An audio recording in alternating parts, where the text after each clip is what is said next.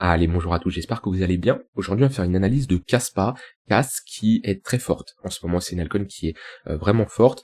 Et voilà, si vous me connaissez, vous savez que j'aime bien ce genre d'altcoin pour faire de la continuation de tendance et même pour chercher à se positionner sur des altcoins qui sont fortes. Donc, on fera une revue au weekly, d'accord, en tant qu'investisseur. Est-ce qu'on est dans une zone de prise de profit? Quels sont des niveaux sur le long terme à surveiller? Également, là, on a fait un nouvel ATH. Quels sont les prochains niveaux qu'on pourrait aller chercher, d'accord? Et pourquoi pas chercher des niveaux de prise de profit. On verra bien entendu ça dans cette vidéo. Et ensuite, on passera du côté en tant que trader sur daily, 4 heures, 1 heure, 15 minutes, voir si on peut avoir des opportunités sur du court terme. Alors Caspa, comme j'ai dit, c'est une altcoin qui est forte et moi j'aime bien ce genre d'altcoin. Si vous me connaissez, voilà, j'ai longtemps fait l'erreur de vouloir trader des altcoins qui sont faibles. En fait, je me disais à l'époque quand j'ai commencé à trader, ok, cette altcoin là elle est faible, du coup elle va rattraper son retard. C'est une erreur monumentale. Ce que je vous conseille vraiment, c'est prenez des altcoins qui performent bien, ok, et continuez à les travailler parce que ces altcoins qui performent bien ont plus de chances de continuer à performer. Parce qu'une altcoin qui est forte, d'accord, qui performe bien, elle a plus de chances de prolonger et de rester forte qu'une altcoin qui est faible, qui fait pas grand chose, qu'elle devienne forte, il y a moins de probabilité qu'une altcoin qui reste forte, d'accord? Parce que c'est comme une tendance, une tendance elle se prolonge plusieurs fois, à un moment elle se retourne, mais elle se prolonge plusieurs fois, d'accord? Donc cherchez à faire de la contre-tendance, c'est ce que vous faites en tradant des altcoins qui sont faibles, en vous disant c'est bon, ça va pump, elle va devenir forte, elle va devenir forte. Donc la meilleure chose que je peux vous recommander, c'est trader des altcoins qui sont fortes. En tout cas, voilà, sur Caspa, on est bien dans une dynamique qui est haussière avec des creux des sommets de plus en plus haut. On pourrait tracer ici un canal. Alors je trace très peu de choses sur mes charts en général parce que je préfère utiliser des outils, des indicateurs ou juste le prix qui est déjà calculé. Ouais, des moyennes mobiles, des points pivots, c'est déjà calculé, il n'y a pas d'erreur pour le tracer, que des trendlines, un canal, on n'est jamais super précis, d'accord? Alors oui, ça peut donner une vision de marché, mais moi, clairement, moins je trace de choses sur mes charts, mieux je me porte. Mais voilà, en tout cas, on voit bien que sur Caspa, on est dans une bonne dynamique qui est haussière avec des creux et des sommets de plus en plus hauts. Donc déjà, ne cherchez pas à shorter ce genre d'actifs. Les creux, comme j'ai dit, sont de plus en plus hauts, et ici, on arrive quand même sur une résistance, parce qu'on est sur un ATH. Maintenant, voilà, ce qui serait bien, c'est de break ce niveau-là. Si on break ce niveau-là, on fait un nouvel ATH, on a déjà fait un nouvel ATH, mais on fait un nouvel ATH en clôture, et on pourra partir en price discovery, donc en découverte de prix, et on va juste après calculer des niveaux d'extension. Avant, les zones où moi, personnellement, si je chercherais à me positionner sur du long terme. Donc il y a le trading, d'accord, où vous allez chercher globalement à faire de la continuation de tendance, c'est-à-dire lorsqu'on a du flux ici, vous essayez à vous positionner en faisant la continuation de tendance, donc là on va être plutôt sur de l'intraday, sur du swing. Ici, quand vous captez ce genre de mouvement, vous tradez pas le momentum, mais vous essayez de capter la valeur en vous positionnant sur un prix que vous estimez sous-évalué, d'accord? Donc là, sur Caspa, on a le tunnel daily qui faisait bien office de support, c'est un niveau assez intéressant sur le long terme. Bon, maintenant, sur du très long terme, j'aime bien avoir des entrées précises dans ma zone de rechargement longue entre les 0,58 et 0,786. Alors il y en a qui vont dire on n'ira jamais. Un moment on ira. Je sais pas quand, je dis pas cette zone, parce que si on fait un nouvel ATH, c'est un FIBO qu'on va réévaluer bien entendu, et la zone de rechargement va évoluer avec le temps. Mais moi j'aime bien avoir des entrées précises sur le long terme. Quand je parle long terme, je parle vraiment d'investissement. Ici, quand je parle d'investissement comme ça, mon but c'est pas spécialement de trader le momentum, de me positionner sur un flux qui est bullish, c'est vraiment de me positionner sur des altcoins qui ont un fondamental exceptionnel, très bon, d'accord, avec un prix qui est sous-évalué, d'accord, et là, je trade la valeur. Maintenant, pour ça demande d'avoir une bonne patience, parce que c'est pas des opportunités, on va pas en avoir tout le temps, et pour moi, j'aime bien me positionner dans ma zone de rechargement longue, voire même sur les 0,186. Je dis pas qu'on va y aller sur Caspa, mais voilà, dans ce genre de cas où si moi, je voudrais investir sur Caspa, c'est comme ça que je procéderais, et je pourrais pas me positionner tant qu'on serait pas dans cette zone de rechargement. Et j'ai un exemple tout simple, d'accord, j'ai Axelar, qui est un projet qui a pump, d'accord, qui a fait un x10. D'accord, voilà, un x8, ok, et je voulais me positionner depuis un moment. Depuis tout ce moment-là, ok. Ça a pump. Hors de question de me positionner sur une crypto qui pump autant. J'ai tracé mon FIBO. Et on est revenu chercher quoi? Ma zone de rechargement de FIBO, d'accord. On a fait un moins 70%. Et là, au vu du fonda, au vu de la zone, j'estime que c'est sous-évalué. Et c'est pour ça que je me suis, par exemple, positionné sur Axelar. Et ben voilà, faut savoir patienter. Mais c'est vrai que c'est dur mentalement, qu'on voit une altcoin qui fait un x8, de dire, ah bah non, cette zone, on va jamais y retourner. Tracez vos zones, patientez, d'accord? Et sur le long terme, c'est comme ça que ça payera. Mais faut pas FOMO. Voilà. Alors, FOMO, souvent on se dit, oh oui, FOMO, c'est acheter haut. C'est pas spécialement acheter haut. FOMO, c'est acheter sans avoir de plan, sans trop savoir ce qu'on fait, en se disant, ah bah ça y est, ça pump, vite, vite, faut que j'achète, j'ai pas de plan, mais c'est bon ça. Non, on peut acheter haut et revendre plus haut. Là-dessus, il y a pas de souci. Mais pour l'investissement long terme, personnellement, je ne pourrais pas me positionner sur ce niveau de prix-là. Maintenant, voilà, on a une altcoin qui est forte, on est proche de faire un nouvel ATH. Si on fait ici un nouveau sommet, on peut mettre des extensions de Fibonacci. Donc, pour ça, voilà, on a le Fibo classique qu'on met pour des retracements, les 0,382, les 0,5, les 0,58, etc. Lorsqu'on fait un nouvel ATH, on va activer des extensions. Hop, on va voir les 118, les 100% d'extension. 100% d'extension, c'est tout simplement l'écart entre le point le plus bas et ici le point le plus haut qu'on a déterminé. Je reporte, et voilà, on est sur notre extension. Et si on décide d'aller plus loin, si le marché décide d'emmener le prix plus loin, on peut avoir des extensions de Fibonacci également qui s'activent encore plus, comme des 218. On peut avoir les 318, etc., etc. Alors, c'est pas des niveaux où c'est sûr à 100% qu'on va y aller. Par contre, c'est des niveaux intéressants à surveiller, d'accord, ou si on y va, ça peut être des zones de prise de profit. Or, le mieux, c'est, voilà, vous pouvez raisonner de plusieurs manières, parce que ce qui est dur, comme ça, qu'on est en découverte de prix, c'est, on n'a pas d'historique qui nous dit, ok, là, on est sur un niveau de résistance, etc. Donc là, c'est des extensions Fibonacci, qui vont être intéressantes à surveiller. On va avoir également les chiffres ronds psychologiques, donc on va voir par exemple les 20 centimes de dollars, les 30 centimes de dollars, les 40 centimes, etc., etc. En fait, c'est des gros niveaux où on peut s'attendre à beaucoup de ventes sur ce genre de zone. On va avoir également regarder le BTC, ce qu'il fait à côté. D'accord. Alors oui, il peut y avoir une décorrélation entre l'altcoin et le BTC, mais si le BTC commence à, on va dire, proposer des patterns de retournement, montrer un affaiblissement, on peut avoir des altcoins également qui se calment. Ok. Ça peut être également regarder le market cap. Donc, en fonction du projet, vous pouvez estimer une capitalisation qui vous semble réaliste, d'accord, et vous dire, ok, bah, actuellement, on a un market cap de 4 milliards, et voilà, vous pouvez comparer, ok, bah, admettons, on fait un x2, donc on va à 40 centimes, ok, donc on fait un x2 sur le market cap, on passera à 8 milliards, est-ce que, selon vous, selon le projet, Kaspa a sa place d'être devant un Chainlink, devant un Polkadot? Voilà, on est sur du 9 milliards, mais voilà, sur la même place, proche d'un NIR protocole, proche d'un Bitcoin Cash, d'un TRX, etc. Ça peut être une façon de raisonner. Alors bien sûr, il y aura jamais, vous serez jamais 100% précis, vous pouvez bien sûr faire des erreurs, mais si vous avez les compétences de connaître les différents projets, avoir un bon raisonnement d'un point de vue analyse fondamentale, et ben vous pouvez estimer la valeur. Maintenant, le marché des fois il est irrationnel et on peut avoir des phases où tout va s'emporter parce qu'on va avoir une forte demande, être surévalué et revenir chercher la valeur réelle beaucoup plus tard. D'accord? C'est vraiment difficile quand même en crypto d'estimer la valeur d'une altcoin. Par contre, voilà, vous pouvez regarder avec ce que propose ce qu'on a sur le côté, ailleurs, à droite, à gauche, avec d'autres projets, pour estimer si un projet ou pas est surévalué. Et ça peut vous estimer aussi de pas avoir des targets trop réalistes. Admettons que vous calculez une target, vous dites ok, ce niveau-là il m'intéresse pour prendre des profits, et vous vous rendez compte que si on l'atteint, on a un market cap qui est similaire à Ether. Bon, voilà, renvoyez clairement votre target. Donc voilà, ça c'était sur Kaspa. Donc globalement ici, moi je mets souvent des extensions de Fibonacci, j'aime bien ces outils-là. On a ici une bonne zone entre les 25 centimes et les 27 centimes de dollars. Après ici, j'ai pris quand même un petit mouvement vu qu'on n'a pas d'ATH lors du précédent cycle. La meilleure chose que je peux vous conseiller, c'est prenez des profits sur la montée. Déterminez des niveaux, 5% ici, 15% ici, etc., etc. Et ou même si vous atteignez une target où vous avez parmi votre capital qui est investi sur les marchés, vous avez plusieurs altcoins. Voilà, vous avez par exemple un Camembert ici, on a 20% BTC, 30% Ether, etc., etc. Si Kaspa, initialement vous avez 5%, et pour X raison elle a tellement pump, elle passe à 30%, eh ben vous pouvez rebalancer votre portefeuille en disant ok, je vais vendre un peu de Kaspa pour rebalancer dans les autres. Ça peut être également une bonne manière. Voilà, je vous ai donné quelques petites astuces comme ça pour prendre des profits, pour bien gérer votre sortie.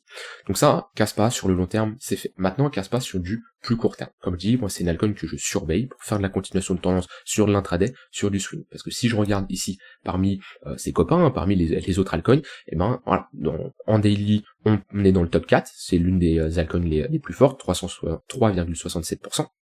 Dans la semaine, c'est l'altcoin la plus forte. Dans le mois, c'est l'altcoin la plus forte. D'accord? Et voilà, cette altcoin qui est forte dans le mois, dans la semaine, a plus de chances de continuer à être forte. hier elle était forte, avant-hier elle était forte, aujourd'hui elle est forte, et c'est pour ça, faites de la continuation de tendance, d'accord? Et de la même manière, aujourd'hui, INJ est forte, elle était forte également hier, BNB est forte, elle était également forte hier, d'accord? C'est comme ça, selon moi, vous devez raisonner. Vous prenez les altcoins les plus fortes, et vous essayez de faire de la continuation de tendance. Alors c'est pas parce que on a une altcoin qui est forte qu'il faut l'acheter n'importe comment, d'accord? Mais on peut déterminer des zones de localisation, et c'est ce qu'on va faire ici, sur du plus court terme.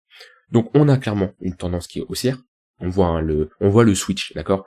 On a un cas d'école ici sur Kaspa, quand même, c'est une dynamique qui est baissière, avec ici des creux et des sommets de plus en plus bas. Il n'y a aucun piège, il n'y a aucune pattern de retournement, voilà. Et ici, on commence à faire une structure en W, et ici on a même une épaule tête-épaule, avec le pullback, d'accord? Donc on a une microstructure, d'accord? À l'intérieur d'une plus grosse structure, qui est ici notre structure qui nous inverse notre dynamique. On voit qu'on fait une épaule tête-épaule inversée plutôt, voilà, tac. Le break, le pullback. Et là, on a une petite inversion de nos dynamiques sur du plus court terme, et là, une plus grosse inversion avec le switch au niveau des moyennes mobiles. On voit qu'on avait un 4 heures orienté à la baisse, un 1 heure orienté à la baisse. Ça, c'est des moyennes mobiles sur du 4 heures, sur du 1 heure, et le tunnel jaune ici, c'est sur du daily. Et on voit ici, on a un 1 heure qui repasse à la hausse avec un magnifique pullback sur une bonne zone de confluence, ligne de coup de notre pattern de retournement, plus tunnel 1 heure. Pour le moment, on a des moyennes mobiles qui sont bien orientées à la hausse. On le voit bien. Quand on a des moyennes mobiles comme ça, qui sont autant verticales, on a un fort momentum. Et on voit qu'on revient même pas chercher le tunnel 15 minutes, ce qui est assez rare quand même, sachant qu'on a commencé à pump dimanche, on est mercredi. En général, on fait un pullback quand même un peu plus rapide que ça montre que on a un fort momentum. Alors, dans certains cas comme ça, on peut réduire encore l'unité de temps, aller chercher un tunnel sur du 5 minutes pour faire de la continuation de tendance encore plus sur du court terme. Je vais avoir ça ici. Hop, on va aller voir Kaspa. Hop. Donc là, le tunnel bleu, c'est un tunnel 5 minutes, et on voit, voilà, il fait clairement, on va lever ça, tac. Il fait clairement office de support. Hop, support, on continue, tac, c'est une très bonne zone de localisation, d'accord? Et tant qu'on a ce 5 minutes au-dessus du 15 minutes, pour moi, ici, le momentum reste bullish. Alors bien entendu, on peut avoir ici des affaiblissements. Et c'est là l'importance de ne pas trader que avec des indicateurs. Parce que par exemple, ici, j'ai une divergence baissière, ok? À ce niveau-là, j'ai une divergence baissière. Ici, j'ai une petite divergence baissière, d'accord? Voilà, des divergences baissières qui sont validées. Et l'erreur, c'est de souvent se dire, alors que là j'utilise le MACD, je pourrais utiliser le RSI, hein, j'aurais sûrement la même chose. Voilà, ils sont dessinés, divergence baissière. Sauf que, attention, c'est souvent très mal utilisé, c'est de se dire, ok, une divergence baissière, c'est qu'on va se retourner. Absolument pas. Une divergence baissière veut dire un affaiblissement. Sauf que, un affaiblissement des acheteurs, c'est bien, on a des acheteurs qui sont plus faibles. Sauf que, des acheteurs faibles seront toujours plus forts que des vendeurs qui sont absents. Et actuellement, voilà, on voit que la demande surpasse l'offre. Donc souvent, ces périodes de divergence baissière, ça nous indique quoi? Ok, on va sûrement rentrer dans une phase de range, dans une phase de latéralisation. On voit que le marché globalement latéralise, on a une perte du momentum jusqu'à avoir une reprise de ce momentum. Assez classique. Dites-vous, on pump, on pousse à la divergence baissière, on rentre dans un range, et qu'est-ce que je vous répète souvent? Un range précédé par une dynamique haussière, plus de chances de break à la hausse. On repump, divergence baissière, on rentre dans un range, ok, on retrouve du momentum, etc., etc. Des ranges précédés par des dynamiques haussières, plus de chances de pump, de continuer tout simplement. Et pareil, hein, un range précédé par une dynamique baissière, plus de chances de break par le bas, tout simplement. Donc dans ce genre de phase où on break, on pump, range, privilégiez les achats, en tout cas ne cherchez pas à short ce genre de marché. Donc là sur du court terme, moi personnellement, c'est le tunnel 15 minutes, c'est assez rare que je le trade, ok. Il me permet quand même d'avoir une bonne visualisation si on a un fort momentum, si on a un 5 minutes qui crosse le 15 minutes, etc. ou un prix qui crosse le 5 minutes. Mais voilà, moi ce que je surveillerais, ça serait le pullback dans le tunnel 15 minutes.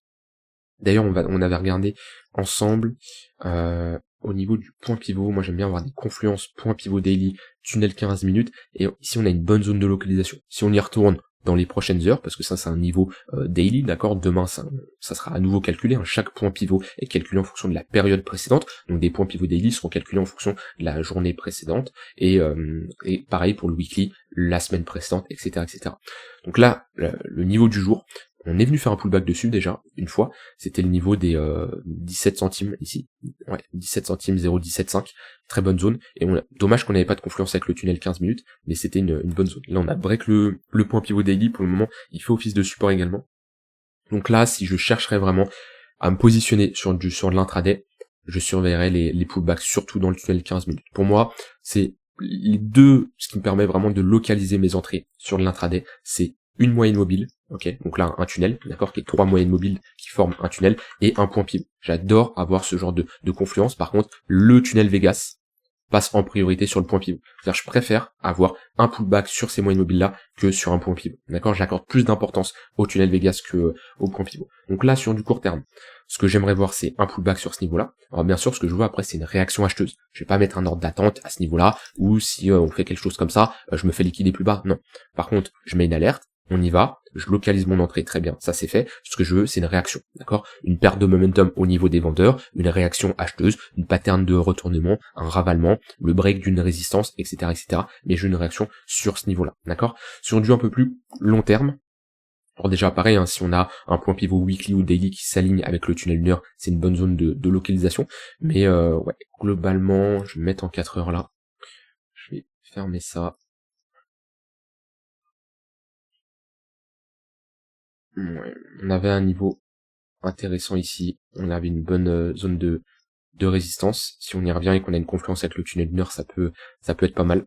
Maintenant, sur une crypto comme ça qui pump autant, faut vraiment s'adapter.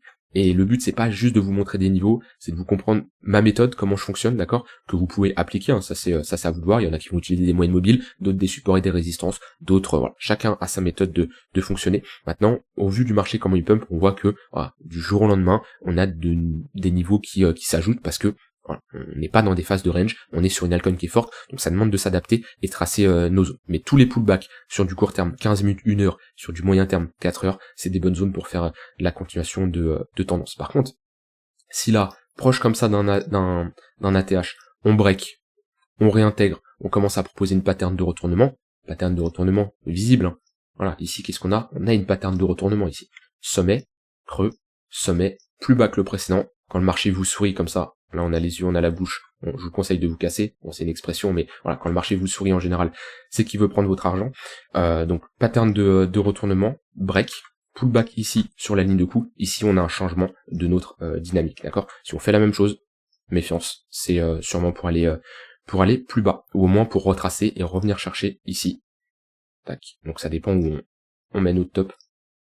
Mais au moins les 0,382, qui serait une bonne zone de localisation ici, avec ce niveau-là. Si, bien sûr, là j'ai tracé un Fibo en prenant ce sommet-là, ça dépend où on posera le top. Mais voilà, dans tous les cas, c'est le meilleur conseil que je peux vous donner. Adaptez-vous en fonction de ce que le marché vous donne. Ne cherchez pas à short ce genre d'altcoin qui est clairement forte. On a vu les niveaux sur du long terme. Vous avez vu un peu comment je fonctionne sur du plus court terme, d'accord? Et si j'ai des pullbacks, moi c'est une altcoin que je surveille. Ici, parmi toutes les autres que je vous ai montrées, on a Kaspa, on a Uni, on a BNB, je suis déjà en position sur BNB, je vous ai déjà montré, ING, voilà, ça c'est des positions où, non, ING encore un peu moins, mais c'est des cryptos où je surveille pour faire de la continuation de tendance, parce que je ne vais pas commencer à me positionner sur Arbitrum, sur TRX, qu'il ne faut pas grand chose. On voit là même dans le mois, voilà, des ETC, des Arbitrum, ils performent pas alors qu'on a un BTC qui performe et des altcoins qui il y a une bonne décorrélation, tout simplement.